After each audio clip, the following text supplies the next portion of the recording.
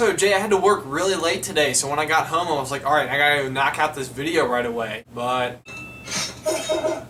Freedom!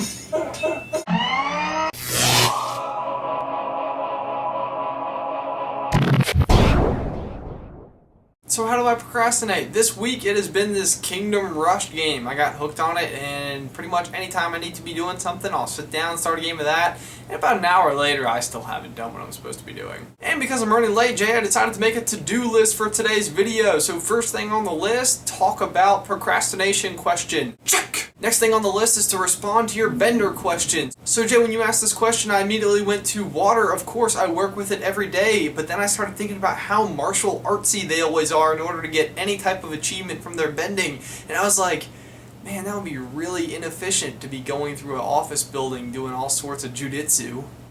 We'll come back to that one. Next up on the list is to relate today's topic to my personal life. When I was a senior in high school, a friend of mine decided he wanted to run for class president, which that title at our school is really just a title. These elections consisted of very little campaigning. All the candidates did was film themselves talking about what they would do if they were elected, and then it was played over the TV intercom system thing, and then people wrote down someone's name. And because there was no real responsibilities that went behind this position, it always really just turned into a popularity contest, as the words that followed, "if I'm elected," had little to no meaning whatsoever. I decided this scenario was just begging to be hilarious. So I sat down with my friend and we carefully composed a position full of false promises and tasteless insults targeted at our opposition. The opposition was a girl in our class who had no idea of our evil plan and did the typical "if I'm elected, blah blah blah." Now there was zero potential for any of the things that my friend said in his speech to actually come true, although it got everybody's attention, and so he ended up winning because there was so much buzz about this thing that he put on the school-wide intercom. Immature, right?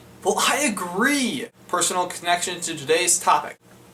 Check! But where did I get this idea from? The people running our country. Every election year you see all sorts of political ads where each candidate is just gunning at one another. When I see these negative political ads, it just ignites a flaming ball of hot rage inside of me.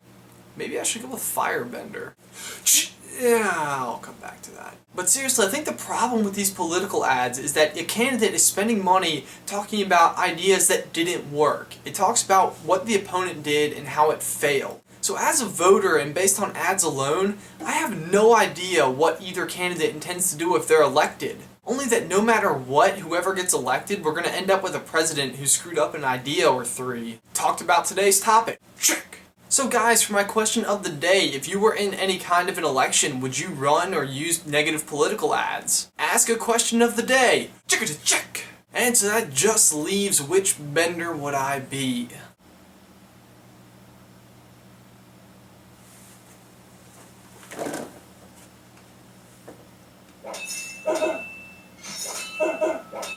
You've been watching the awesome SuperCarlinBrothers. Complete video.